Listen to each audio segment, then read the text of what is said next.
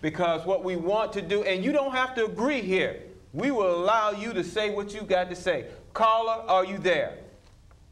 Do we have that caller? Do we have that caller? I know we're trying to work, and we've got people in the back that's working. Caller, are you there? Because we want to hear what you, this is your program. And as a matter of fact, I want to let you all know, as y'all would have it, next week we're supposed to have a 2-hour program. That's what we've been told. If it doesn't happen, then we've been, you know, they don't. But next week we're supposed to have a 2-hour. Caller, are you there? Shalom. Quick, Dr. was saying about well, the best thing you have. Can you hear me? You're breaking up. Go ahead. Are you on a cell phone? Yeah. Can you hear me now? Okay, go ahead. Go ahead. Yeah. Okay. Dr. Thrasher was talking about spiritual awareness and growth, and he's right. But sometimes turn him down a little bit. Go ahead. Sometimes Yah will put you in a place, in a position for you to get your knowledge, wisdom, and understanding, and we not even realize it. Because if he looks to his left, he got 3 brothers that can teach him about the true way of the Messiah.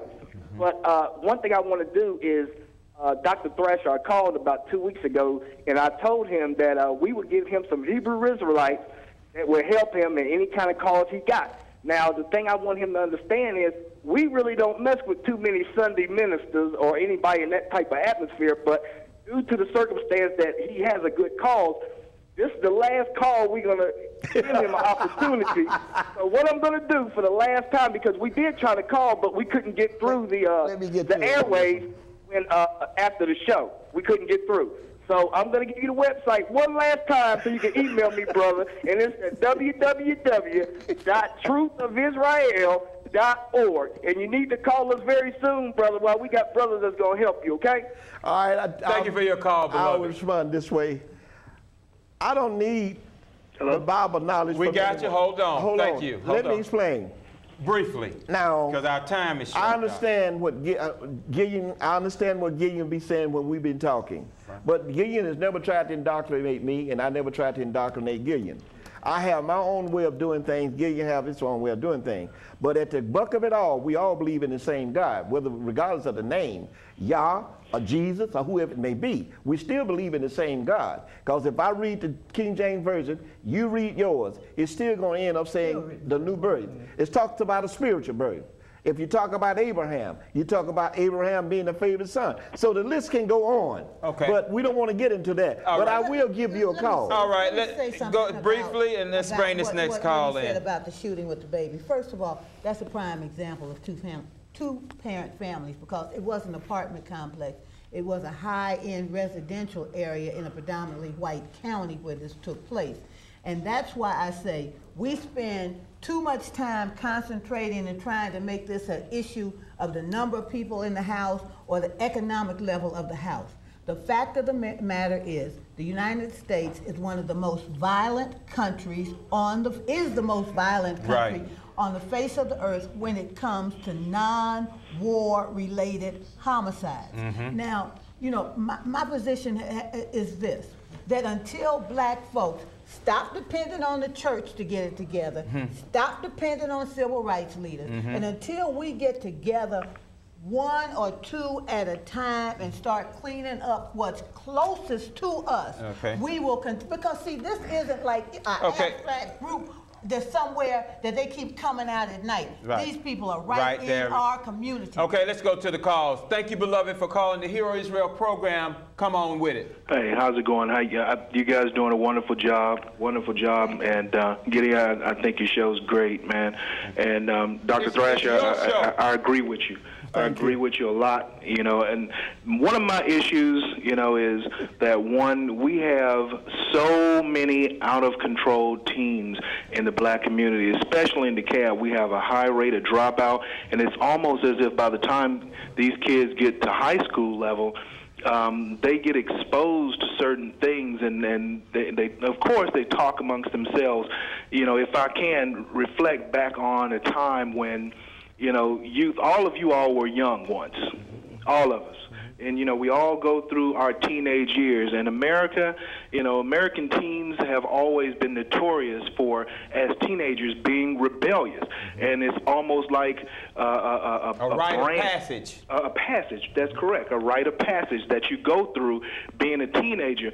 But the lines have been crossed so many times back in like the 50s when, you know, you had the music and the Elvis and, you know, that was considered risque. You know, those lines were crossed. And now, you know, you look at the hip hop era and so many lines have been crossed to the point where, you know, the black community, even the black community is going, wait a minute, that's going a little bit too far. Right. And, you know, we look at our surroundings and media and all Bring these it things, home, bro. all Bring it these home. things that have been brought into the black community that we have allowed, you know, because we look back and we remember a time when, okay, well, you know, he's just being a teen. But now those lines have been crossed to a point where we as a community, you're right, we cannot depend on churches. We have to depend on the community. It starts with the family, then it goes from that community, then it goes from that community to that city, to that county, and then to that state, and then to the whole country. As a black individual Bring it in home, this bro. country, We got a bunch of calls and our time's going short, bro. as a black individual in this country, you know what? We tried to look to the system for support. Right now in DeKalb County, if you have an out-of-control teen, do you realize that there is absolutely nothing that the community or the city or the county or the state can do to help you? You know, there should be programs out there. There should be things. You cannot go to, if you have a child and they're arrested by DeKalb County Police, do you realize that DeKalb County Police, this kid could run away 100 times. Right. And the only thing that DeKalb County can do is bring that team back home. Well, thank you for your call, beloved. I appreciate it. We got a full bank of calls. This is your program. We want to get an audience down here. You're welcome, so we can come to the audience again next week. 2-hour program. Send the next call. Prince, jump in here. Go ahead and caller, when you come up, say something so we know you're there. Listen, when we talk about our children, you know, it's like we've been talking about it. And he said that in DeKalb County, the police bring the child back to the home. So it starts at the home. Right. All right? So that means that when the child is brought back to the home, there needs to be somebody there that's ready to deal with the situation. That's right. Okay? And mama can't deal with it. And Neither can daddy sometimes. One of the things that I go back to saying again, holiness is an active principle. Okay. Okay? Shaping and regulating every sphere of human life and activity. So the guidance has already been left. The floor mat is already there. We keep going, skirting the floor mat and trying to do it ourselves. All right, let's bring this caller in here. Caller, are you there? Caller? God can fix it. Let me 77, wait a minute, I want to get Mark in here. 770-559. Caller, are you there? Do we have that caller? Say something, please. We want to get you in here. Our time is running short. God has already fixed it. Caller? Mark, come on in here. I want you to get some comments. If you all bring the next call, say something so we know you're there. If somebody's talking, don't be one word. We just need to hear you so we know you're there. Caller, are you there? Yes, I'm here. Go ahead and speak. Speak. Yes, I'm here. Speak. I just wanted to say I'm listening to what you guys are saying, and all of you are saying the right things. But the most important thing that we need to know is that we don't have to look to others to be our role model. Thank you. What is very important in our community, just like they said, is that it takes a village to raise a child. So if we can come together as a community, we look for each other's back, then we can address most of the problems that we have there in our community. Thank you very much. Thank you for that concise comment. Mark, and send the next call. Yeah, she's right, and she says, well, no, when two great elephants fight, the grass suffer, and quiet waters run deep. We don't need to wait on the churches. This is true, as one of the callers had said earlier. We need to do the best we can to enact now. I mean, the urgency is now. This nation has given us a bankrupted check marked insufficient funds, and in a land of a sea of prosperity, we have different immigrants coming in this country marching for rights and demanding rights when they're even illegal. So I have a problem with that. I don't have a problem with Mexicans. I don't have a problem with any other national group. I just have a problem with the process is going on with the immigration coming across the border and them being able to march